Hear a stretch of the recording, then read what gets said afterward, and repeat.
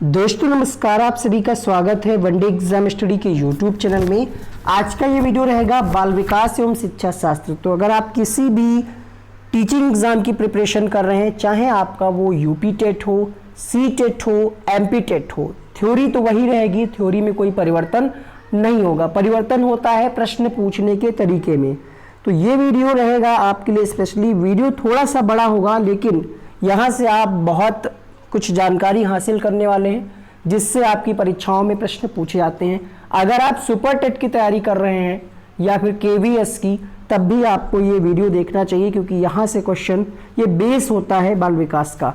देखिए, इस वीडियो में हम बात करेंगे बाल विकास का अर्थ, सिद्धांत, प्रभावित करने वाले कारक, पियाजे का संज्ञानात्मक विकास का सिद्धांत, कोहलबर्ग का नैतिक विकास का सिद्धांत, वाइगोत्स्की का सामाजिक सांस्कृतिक विकास का सिद्धांत, बैंडूरा और वाल्टर्स का सामाजिक अधिगम का सिद्धांत। इसके बाद हम बात करेंगे हल का प्रबलन सिद्धांत और चॉम्स्की का भाषा विकास का सिद्धांत।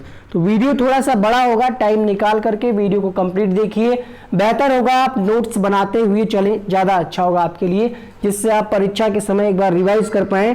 यही नहीं, सीटेट के बाद आपको केवीएस या सुपर टेट जिस भी परीक्षा की तैयारी करेंगे, तब आपको ये चीज़ें पढ़नी पड़ेंगी दोबारा से। और अगर आपको नोट्स प्राप्त करना है, तो यहाँ पे आपको व्हाट्सएप नंबर दिया जा रहा है कमेंट बॉक्स में भी, उस पर आप नोट्स प्राप्त करने का प्रोसेस जान सकते हैं। पेड करके आप नोट्स को प्राप्त कर सकते हैं। तो बाल विकास के अर्थ को हम समझेंगे यहाँ पे। बाल विकास, जैसा कि आप जानते हैं, दो शब्दों से मिलकर के बना है बाल विकास, ये ठीक है। तो बाल विकास है क्या? बाल शब्द का मतलब क्या है? गर्भावस्था से लेकर के 18 वर्ष तक की अवस्था को हम बाल के अंतर्गत पढ़ते हैं कॉमनली। अब यहाँ पे हम देखेंगे विकास शब्द का मतलब क्या है। तो विकास मतलब परिवर्तन। विकास शब्द क्या है? परिवर्तन का सूचक है, जो संपूर्ण जीवन चलने वाली प्रक्रिया है। तो क्वेश्चन कई बार पूछा गया है कि विकास संपूर्ण जीवन चलने वाली प्रक्रिया है, यहाँ पे कौन सा सिद्धांत लगता है या कौन सा सिद्धांत होगा?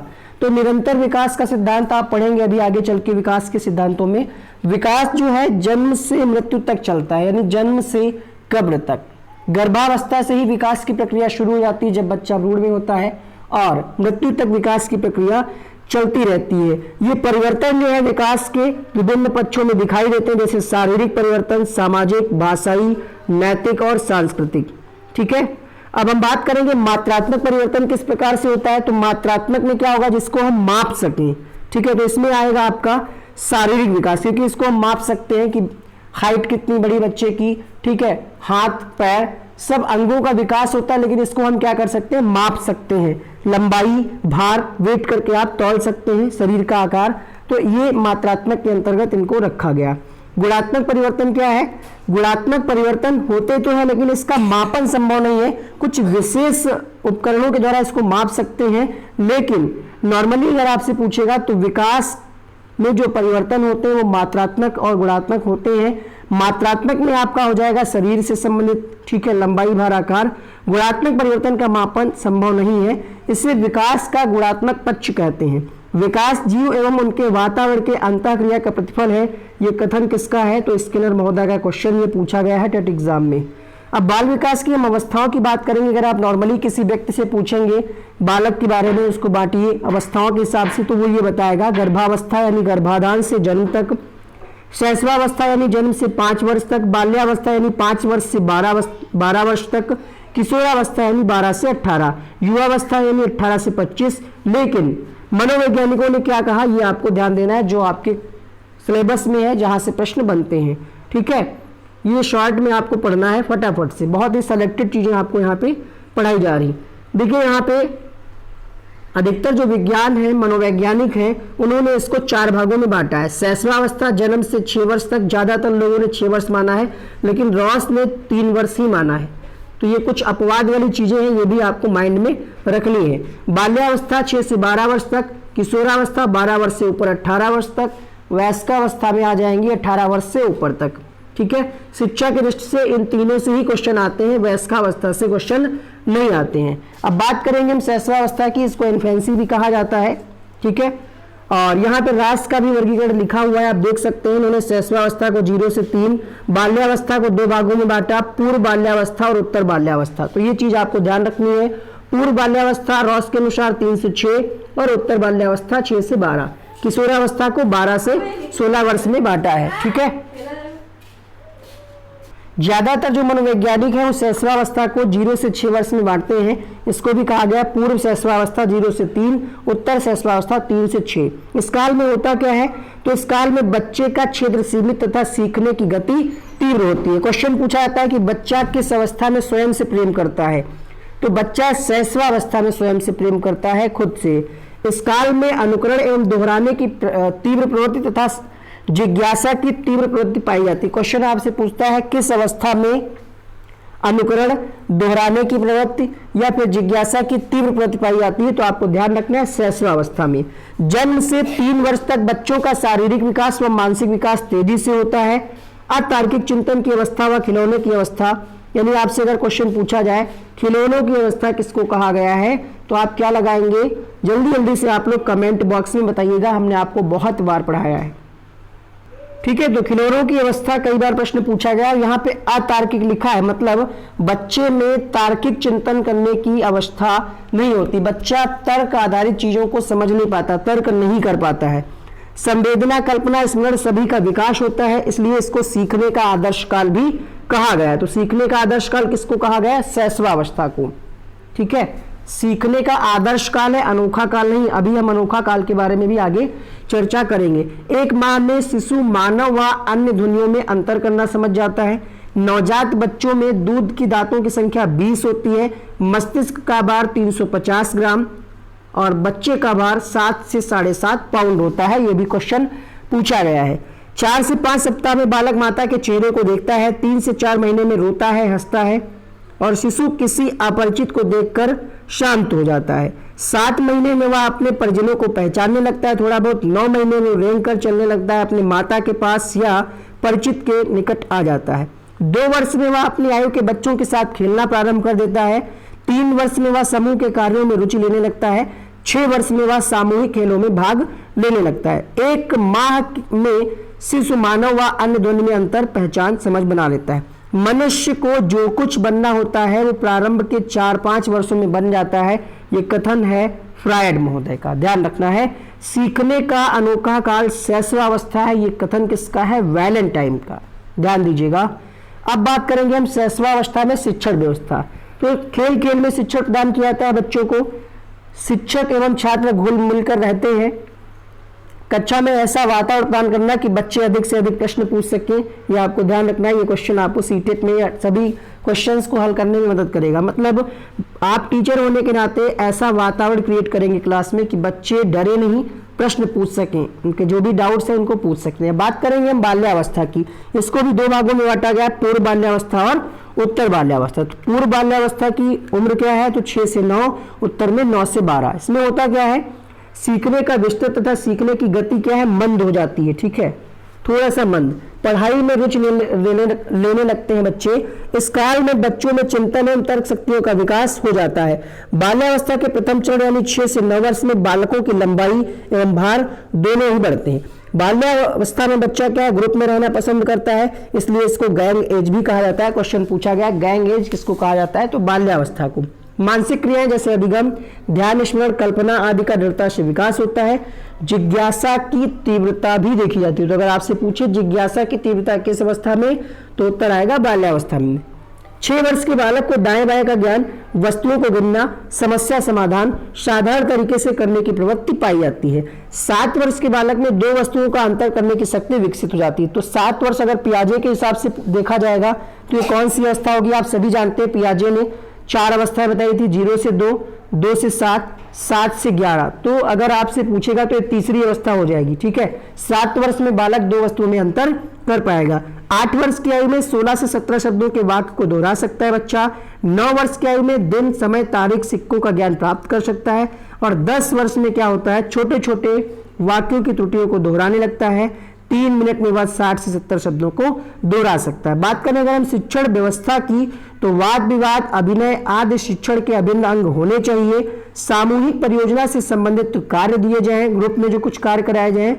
बाल्यावस्था संवेगात्मक बाल्यावस्था संवेगात्मक का अनोखा काल, ये कथन किसका है? तो ये कथन है कोल एवं रुश का। अगर आपने अभी तक हमें अनअकैडमी के लर्निंग ऐप पे फॉलो नहीं किया है, वहां पे रेगुलर फ्री क्लासेस चल रही हैं, तो इसका भी लिंक हम आपको नीचे डिस्क्रिप्शन बॉक्स में दे देंगे। अनअकैडमी एक बहुत अच्छा लर्निंग ऐप है जहां पे भी आप हमारी क्लासेज फेस टू फेस देख सकते हैं। अब बात करेंगे हम एडोलेसेंस यानी किशोरावस्था की, तो ये होती है 12 से 18 वर्ष। इसको भी दो भागों में बांटा गया है। पूर्व किशोरावस्था 12 से 15, उत्तर 15 से 18। हालांकि कुछ बुक्स में इस आयु में कुछ थोड़ा बहुत अंतर मिलता है, क्योंकि अलग अलग मनोवैज्ञानिकों ने अपने अपने हिसाब से इसका वर्गीकरण किया है। इसमें क्या होता है, सीखने का क्षेत्र बड़ा, सीखने की गति तीव्र होती है। इसको तनाव एवं संघर्ष का काल भी कहते हैं। सीखने की जटिल काल भी इसको कहा जाता है। स्टेनले हॉल ने क्या कहा इस अवस्था को? तो स्टेनले हॉल के अनुसार किशोरावस्था जो है तूफान एवं संघर्ष की अवस्था होती है, क्योंकि इसमें बहुत ही जटिल विपरीत परिवर्तन होते रहते हैं, जो एक अवस्था में बहुत दुखदाई और बहुत कठिन परिस्थितियां इसमें सामना करता है बच्चा। 12 से 14 वर्ष की लड़कियों में लंबाई एवं मांसपेशियों का विकास तेजी से होता है, जबकि 14 से 18 वर्ष के लड़कों की लंबाई एवं मांसपेशियों का विकास तेजी से होता है। इस अवस्था में बुद्धि का पूर्ण विकास हो जाता है, ध्यान केंद्रित करने की क्षमता, स्मरण शक्ति बढ़ जाती है और संज्ञानात्मक विकास होने लगता है। किशोर अपने चिंतन के आधार पर समस्या का समाधान तर्कपूर्ण ढंग से करता है, और ये अमूर्त चिंतन की अवस्था है। मतलब इसमें बच्चा जो चीज उसके सामने नहीं है उसके बारे में भी चिंतन कर सकता है। और इस अवस्था में क्या होता है, विषम लिंगी आकर्षण एवं काम भावना की जागृति होती है। इसको बसंत ऋतु का काल भी कहा गया है। जीवन का बसंत ऋतु का काल किस अवस्था को? तो किशोरावस्था को।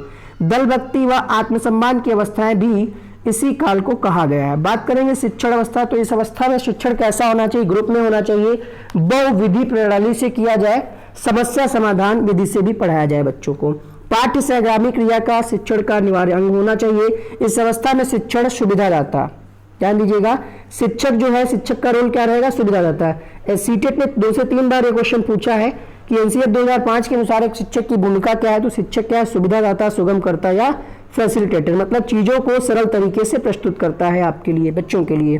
अब हम बात करेंगे बाल विकास के सिद्धांत। इससे एक प्रश्न 100% आपकी परीक्षा में आना ही आना है। तो पहला सिद्धांत कह रहा है यहाँ पे निरंतरता का सिद्धांत। तो हमने शुरुआत में बताया था कि निरंतरता का सिद्धांत मतलब यह है कि बालक या बच्चे का जो विकास है वो गर्भावस्था से लेकर के जीवन पर्यंत मृत्यु तक चलता रहता है। बात करेंगे यहाँ पे हम वैयक्तिक अंतर का सिद्धांत। तो इस सिद्धांत के अनुसार क्या कहा जा रहा है, विकास एवं वृद्धि की अपनी वैयक्तिकता होती है। इसी के कारण कोई बालक अत्यंत मेधावी, कोई सामान्य, कोई पिछड़ा या मंद होता है। विकास की एक रूपता का सिद्धांत क्या कहता है कि विकास एक निश्चित क्रम में, एक रूपता में एक निश्चित पैटर्न पे ही आगे बढ़ता है। ऐसा नहीं है कि कुछ भी कहीं से विकास हो जाए, क्रम है, ठीक है। इस क्रम को भारतीय मनोवैज्ञानिक अप्पू स्वामी ने 2 नाम लिए थे। यहां से क्वेश्चन हर बार आता है, ठीक है, ध्यान दीजिएगा। मस्तिष्काभिमुखी सिद्धांत क्या कहता है? 100% आप प्रीवियस ईयर का पेपर उठा करके देख लीजिए, क्वेश्चन आपको मिल जाएगा। मानव रचना कैसे होती है? तो पहले सिरा, इसको हम कहते हैं सिर पदाभिमुख। इस सिद्धांत का नाम है सिर पदाभिमुख, मतलब पहले सिर फिर धड़, अंत में हाथ पैर की उंगलियों का विकास होता है। ऐसा नहीं कि पहले हाथ पैर बढ़ने लगे, पहले सिर बढ़ता है, फिर धड़, फिर धीरे धीरे हाथ पैर और अंगुलियों का विकास होने लगता है। निकट दूरस्थ सिद्धांत क्या कहा गया है? तो शरीर से निकट वाले अंग पहले और दूर वाले अंग बाद में विकसित होते हैं। यूं कहें विकास अंदर से बाहर, ये भी क्वेश्चन पूछा गया है, ठीक है, कि सिद्धांत क्या कहता है ये? तो अंदर से बाहर की ओर विकास होता है, पहले हृदय, फेफड़ा और बाद में हाथ पैर अंगुलियां विकसित होते हैं। विकास सामान्य से विशिष्ट की ओर होता है। तो ये सिद्धांत क्या कहता है? शुरू में एक नवजात शिशु के रोने और चिल्लाने में उसके साथी अंग प्रत्यंग भाग लेते हैं, परंतु बाद में वृद्धि और विकास की प्रक्रिया के बाद ये क्रियाएं उसकी आंखों और वाक तंत्र तक सीमित हो जाती हैं। भाषा विकास में बालक पहले सामान्य शब्द ही सीखता है। मतलब आपको ये ध्यान देना है, ये सिद्धांत ओवरऑल ये कह रहा है कि पहले हम सामान्य छोटी भाई पहले बच्चे को हम छोटा से अनार, बड़ा से हम ऐसे सिखाते हैं, फिर शब्द, यानी सामान्य से विशिष्ट की ओर, है ना। पहले वह सभी व्यक्तियों को पापा कहकर बुलाता है, लेकिन जब उसको बताया जाता है कि ये आपके पापा हैं, बाकी सब उनको रिश्ते, तो धीरे धीरे चीजें बच्चों को समझ में आने लगती हैं। बात करेंगे हम यहाँ पे परस्पर संबंध का सिद्धांत। तो विकास के सभी रूप जैसे शारीरिक, मानसिक, सामाजिक, संवेगात्मक एक दूसरे से जुड़े हुए हैं। इनमें होने वाले परिवर्तन अन्य सभी रूपों को भी प्रभावित करते हैं। जैसे औसत से अधिक वृद्धि वाला बालक शारीरिक व सामाजिक दृष्टि से काफी आगे पाए जाते हैं, वहीं दूसरी ओर शारीरिक विकास से पिछड़ा बालक सामाजिक व बौद्धिक विकास में भी पीछे रह जाते हैं। बात करेंगे विकास की भविष्यवाणी, तो विकास की भविष्यवाणी कर सकते हैं, मतलब अनुमान लगा सकते हैं। जैसे आपने सुना होगा, क्या नहीं होता कि 1 साल में बच्चे के दांत निकल आएंगे, या 1 साल में बच्चा लुढ़कने लगेगा, या खड़ा होने लगेगा, ठीक है। बच्चे को जो गार्जियन होते हैं वो अक्का छोड़ी, मतलब थोड़ा सा पकड़, तो ये सब हम भविष्यवाणी कर सकते हैं कि कब दांत निकलेंगे, कब वो चल पाएगा, है ना। तो ये सारी भविष्यवाणी हम कर सकते हैं, अनुमान लगा सकते हैं। क्वेश्चन आपसे कैसे पूछेगा कि निम्नलिखित में से विकास के संबंध में कौन सा कथन सत्य है, तो आपको ध्यान देना है, सत्य वाले कथन जब पूछा जाएगा तो आपको सत्य वाला टिक करना होगा ऑप्शंस को देख करके। कंडीशन वाले क्वेश्चंस भी हम आपको कराएंगे। अब आप एक वीडियो को एक लाइक कर दीजिएगा, चैनल पे न्यू आए हैं सब्सक्राइब करके बेल आइकन को भी ऑन कर लीजिए। विकास, इससे भी हर बार क्वेश्चन आता है, 100% एक क्वेश्चन इससे भी आता है। विकास वंशानुक्रम और वातावरण, यानी विकास जो है वंशानुक्रम और वातावरण का संयुक्त परिणाम होता है, ठीक है। इसमें दोनों ही कारक बराबर रूप से जिम्मेदार होते हैं। विकास की प्रक्रिया में वंशानुक्रम जहां आधार का कार्य करता है, वहां वातावरण इस आधार पर बनाए जाने वाले व्यक्तित्व संबंधी भवन के लिए आवश्यक सामग्री एवं वातावरण जुटाने में सहयोग देता है। तो आपसे क्वेश्चन पूछा जाता है कि विकास के संबंध में निम्नलिखित में से कौन सा कथन सही है, या फिर कौन कौन से कारक जिम्मेदार होते हैं। पहला ऑप्शन होता है वंशानुक्रम, दूसरा होता है वातावरण, तीसरा होता है वंशानुक्रम वातावरण दोनों। तो आपको ध्यान रखना है विकास में वंशानुक्रम और वातावरण दोनों का ही महत्वपूर्ण योगदान रहता है। विकास सीधा न होकर कैसा होता है, वर्तुलाकार होता है। ऐसा नहीं कि विकास एक सीधे निश्चित स्पीड से आगे बढ़े, नहीं, कहीं रुक जाता। देखिए यहाँ पे कहा क्या जा रहा है, इस प्रक्रिया में विकास एक सीधी रेखा में ना होकर कुछ अवधि के लिए रुक जाता है। मनोवैज्ञानिकों का मानना है कि विकास रुकता नहीं है, बल्कि अपने पहले की अवस्था बनाए रखता है, इसलिए वर्तुलाकार दिखाई देता है। मतलब थोड़ी देर के लिए आपकी लंबाई बढ़ी, फिर थोड़ा सा रुक गई, फिर धीरे धीरे बढ़ेगी, फिर हो सकता है एकदम से बढ़ जाए, फिर हो सकता है धीरे धीरे बढ़े। तो ये सिर्फ एक एग्जाम्पल है, मतलब एक धीरे धीरे ऐसे वर्तुलाकार। एकीकरण का सिद्धांत क्या कहता है, इस सिद्धांत के अनुसार बालक पहले संपूर्ण अंग को और फिर अंग के भागों को चलाना सीखता है। जैसे एक बालक पहले पूरे हाथ को, फिर अंगुलियों को, और फिर हाथ और अंगुलियों को एक साथ चलाना सीखता है। देखिए यहाँ पे अंतर को हम समझेंगे, और यहाँ से हर बार एक क्वेश्चन आता है। विकास और वृद्धि में अंतर क्या है, तो सबसे पहला पॉइंट, वृद्धि को माप सकते हैं, विकास को माप नहीं सकते। कुछ विशिष्ट उपकरणों के द्वारा माप सकते हैं, लेकिन उसमें कुछ कंडीशंस होती है। फिलहाल आपको ये जानना है कि वृद्धि को हम माप सकते हैं। कुछ बुक्स ये लिखती हैं कि इसको हम कुछ विशिष्ट उपकरणों के माध्यम से, कुछ विशिष्ट रेटिंग स्केल के माध्यम से इसको माप सकते हैं, लेकिन ऐसा रेयर केस में होता है। तो यहाँ पे देखिए वृद्धि इसको मापा जा सकता है, विकास को मापा नहीं जा सकता। इसकी कोई दिशा नहीं होती, जबकि विकास एक क्या है, निश्चित क्रम से बढ़ता है। विकास जीवन, ये पॉइंट आपको ध्यान देना है, ठीक है। वृद्धि क्या है, एक निश्चित आयु के बाद रुक जाती है, लेकिन विकास क्या है, जीवन पर्यंत चला करता है। वृद्धि विकास की प्रक्रिया का एक चरण होता है, इसका क्षेत्र सीमित होता है। विकास क्या है, अपने आप में विस्तृत है, व्यापक है, ठीक है। वृद्धि क्या है, संकुचित है, लेकिन विकास क्या है, व्यापक है। वृद्धि इसका ही एक हिस्सा है। बालक की शारीरिक वृद्धि होती रहती है, वृद्धि हो रही है, तो ये नहीं कह सकते कि उसमें विकास भी हो रहा है। इसी प्रकार विकास के लिए वृद्धि भी आवश्यक नहीं है। वृद्धि अवलोकन द्वारा पता किया जा सकता है, विकास मनोवैज्ञानिक विधियों के द्वारा पता किया जा सकता है। देखिए वही बात हम कह रहे थे कि विकास को माप सकते हैं, लेकिन कुछ विशेषण नहीं, स्पेशल वैज्ञानिक विधियों के माध्यम से हम माप सकते हैं। वृद्धि बाह्य रूप से होता है, जबकि विकास आंतरिक होता है। ये मात्रात्मक है। तो शुरुआत में हमने आपको 2 पॉइंट बताए थे, ये गुणात्मक परिणाम है तथा मात्रात्मक परिवर्तन है। ये भौतिक है, इसको हम टच कर सकते हैं। ये मनोवैज्ञानिक है, इसको हम भौतिक मतलब आप समझ ही रहे होंगे, ठीक है। माप सकते हैं, हम देख सकते हैं कि कितनी वृद्धि हुई है। अब हम बात करेंगे हेरिडिटी यानी वंशानुक्रम की। तो वंशानुक्रम क्या है, क्वेश्चन यहां से भी पूछा जाता है। वंशानुक्रम उन पैतृक गुणों को कहते हैं जो बालक को अपनी पिछली पीढ़ियों से प्राप्त होते हैं, और ये गुण पीढ़ी दर पीढ़ी स्थानांतरित होते रहते हैं। जेम्स रेवन ने क्या कहा, शारीरिक तथा मानसिक विशेषताओं का माता पिता से संतानों में हस्तांतरण होना ही क्या कहलाता है, वंशानुक्रम। वुडवर्थ ने इसी संबंध में क्या परिभाषा दी, ये आपको यहाँ पे दिखाया जा रहा है कि वंशानुक्रम में वे सभी बातें शामिल होती हैं जो बालक के जन्म के समय नहीं बल्कि उससे 9 माह पूर्व उपस्थित होती हैं। डगलस एवं हालैंड का कथन है कि एक व्यक्ति के वंशानुक्रम में वे सब शारीरिक बनावटें, शारीरिक विशेषताएं, क्रियाएं या क्षमताएं सम्मिलित रहती हैं जिनका वह अपने माता पिता अन्य पूर्वजों से प्राप्त करता है। थॉर्नडाइक का क्या कथन है कि व्यक्ति में जो मूल प्रवृत्तियां होती हैं वे आनुवंशिकता के कारण ही होती हैं। गार्डनर ने कहा कि बुद्धि वंशानुक्रम से ही मिलती है, मतलब ट्रांसफर होती रहती है। जैसे किसी के पिताजी बुद्धिमान है तो उसका लड़का भी बुद्धिमान होगा, ऐसा मानना था किसका, गार्टन का। और गार्टन और गार्डनर भी यही कह रहे थे, दोनों लोगों का मानना एक ही था। हार्वी कैटल का क्या कहना है कि व्यावसायिक कुशलता का गुण वंशानुक्रम से मिलता है। तो ये था पार्ट नंबर 1। इसका पार्ट 2 चाहते हैं तो जल्दी से इस वीडियो को लाइक करें, कमेंट करके बताएं। ट्रिक वाले वीडियोस एनसीईआरटी की समरी हमने बना रखी है, 3 वीडियो है, सॉरी 4 वीडियो है पर्यावरण के, उसी से आपका पर्यावरण का भला हो जाएगा, उसी में से क्वेश्चन आ जाएगा। तो इस वीडियो में इतना ही। बताइएगा अगर आपको वीडियो अच्छा लगा तो इसका पार्ट आएगा, इसमें बहुत अच्छे अच्छे नोट्स हैं, ठीक है। कंप्लीट थ्योरी आपको ये करा देंगे हम। Thank you so much.